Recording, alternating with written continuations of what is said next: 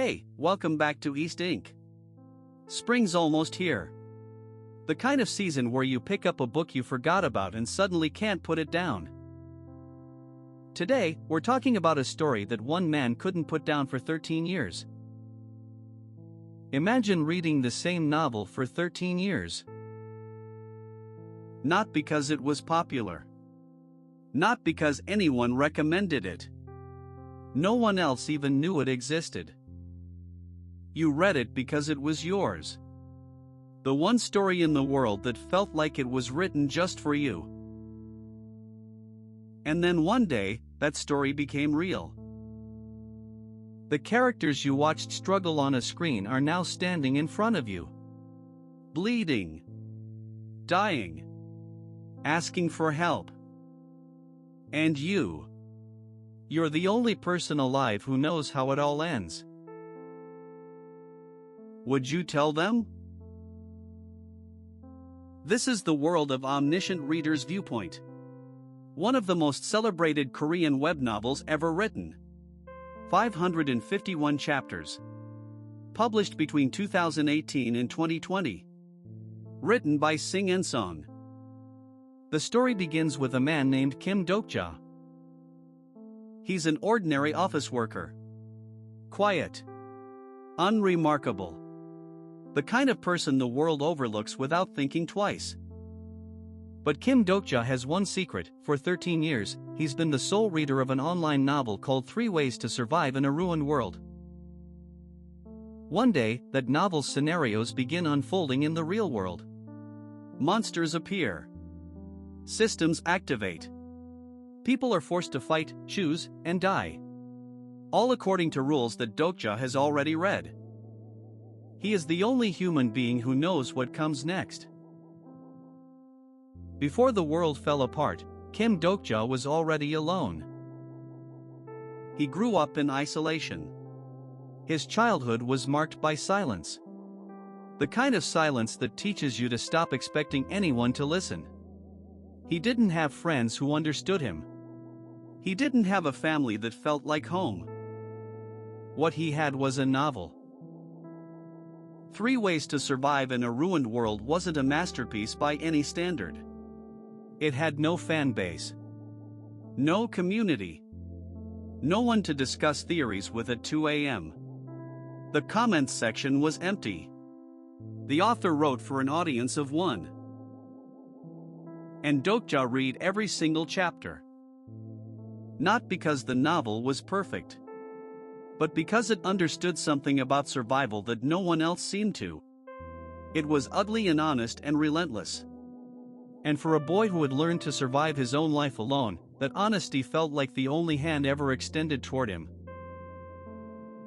For 13 years, Kim Dokja was a reader with no one to talk to. And then the world became the novel. And for the first time, the story didn't just belong to him. It needed him. The first person Dokja meets in this new reality is the man he spent 13 years reading about. Yoo Jung-hyuk. The protagonist of 3 Ways to Survive. A man who has the ability to regress, to restart the world from the beginning whenever he fails. He's lived through the same apocalypse dozens of times.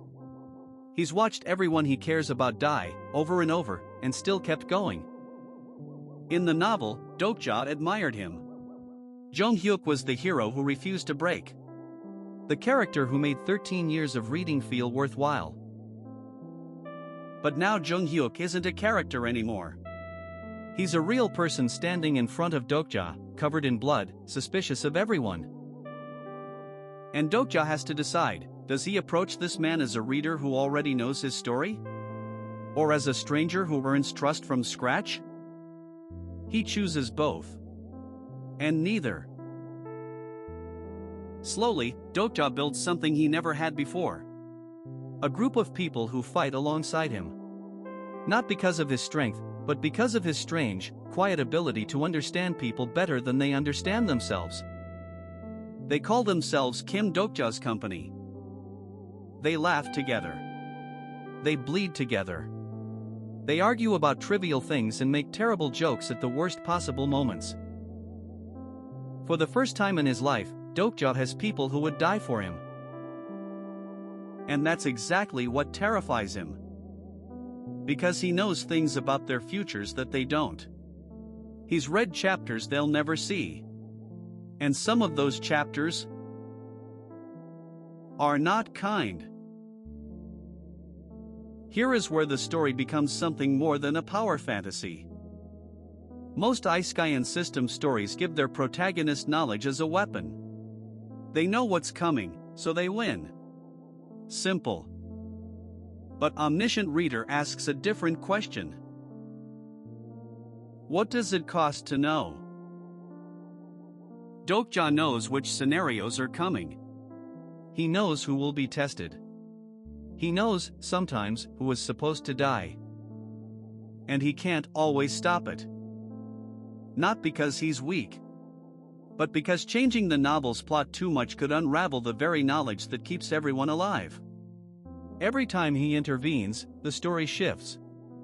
The future he read becomes less reliable. The map he memorized starts to blur. So he makes calculations. Terrible, quiet calculations that no one else in his group can see. He smiles at people he knows will suffer. He sends allies into danger he's already foreseen. He carries the weight of futures he can never explain. And every time someone asks him, "How did you know?" he lies. He lies to protect them. He lies to keep the story moving. He lies because the truth that he read about their lives in a novel would break something that can't be repaired. The companions trust him completely. And he can never tell them why he deserves that trust. Or why he doesn't.